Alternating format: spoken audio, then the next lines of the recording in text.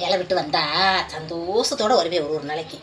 அப்படி சந்தோஷத்தோடு வர்ற அன்னைக்கு சேலையை இப்படி வரைஞ்சி கட்டிக்கிட்டு நேராக அடுப்படியில் வந்து இறங்கி எல்லாத்தையும் எடுத்துக்கிட்டு அப்படியே சின்ன பிள்ளைய தானே சாப்பிட்டு அப்படியே சாப்பிட்டதட்ட இப்படியே மேடையிலேயே வச்சுருங்க பார்த்துங்க.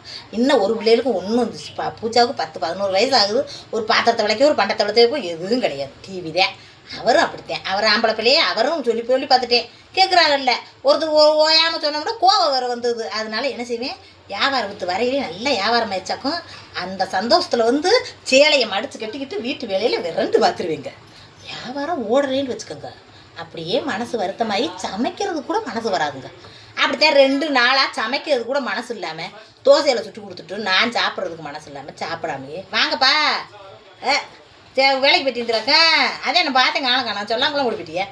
அப்படி வந்தது வராதமா தோசையை குடிச்சு அவ்வளோ சுட்டு கொடுத்துட்டு அதை சாப்பிட்றது கூட மனசு இல்லாமல் நம்மளுக்கு இன்றைக்கி போய் நின்று காலையில் 6 மணிக்கு 4 மணிக்கு போகிறோம், 8-9 மணிக்கு வேறு இன்றைக்கி நம்மளுக்கு ஒரு முதலுக்கு ஓடிட்டு வச்சுங்க.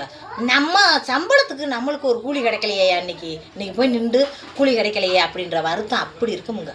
அதோடய வருத்தப்பட்டுக்கிட்டே சாப்பிடாம கூட சில சமயங்களில் மாம்பழம் கம்பளத்தை தின்னுட்டு தூங்கிடுவேன். இப்படித்தான் பொழப்பு தலைப்பு போகுது. ஒரு வேலைக்கு போனோம்னா உறுதியாக அன்றைக்கி போய் நின்றுட்டோம்னா அன்றைக்கி சம்பளம் நம்மளுக்குண்டு வந்துடும். ஆனால் தொழில் ஆரம்பிக்கையில் ஒரு நேரம் ஓடுதா, ஒரு நேரம் ஓடாத நேரத்தில் அப்படி ஒரு மன வருத்தம் வந்துடும் பார்த்துக்குங்க. அப்படித்தான் ஒரு 3-4 நாளாக மன வருத்தமாக கிடக்கு. அப்படி மன வருத்தமாக இருக்குது. என்னத்துக்கு போய் ஓயாமல் மனசு வருத்தப்பட்டா அது நல்லா தெரியாது, என்ன சங்கட்டமாக இருக்குது. ஒரு 2-3 நாளைக்கு லீவை போட்டு வீட்டில் இருப்போம். 50 பேர் வெக்கேஷனு லீவுகளுக்கு இதுக்கு போயிட்டாரு, டூர் போயிட்டாங்க. அவருக்கு நம்ம இல்லாதது ஒன்றும் இல்லாததுக்கு வீட்டில் கிடப்போம். காசு வேணா இருக்கிறவங்க ஓடிடுவாங்கல்ல, எங்கிட்ட அதுவும் சுற்றி பார்க்க போகுண்டு. அப்படித்தான் போயிட்டாங்க. அவருக்கு ஒருத்தரையும் காணும் அந்த ஏரியாவில், அவசியம் போட்டு ஏரியாவில். நானும் போட்டுட்டு ஆட்டோவுக்கு காசு கொடுத்து வரதும் சாமானுக்கு காசு போட்டு போகிறதுமாவே இருக்குது. அதோட 2-3 நாளைக்கு லீவை போட்டு இருக்கேன். என்ன அப்படித்தான் புழப்பு தளவு போய்கிட்டு இருக்குதேன்.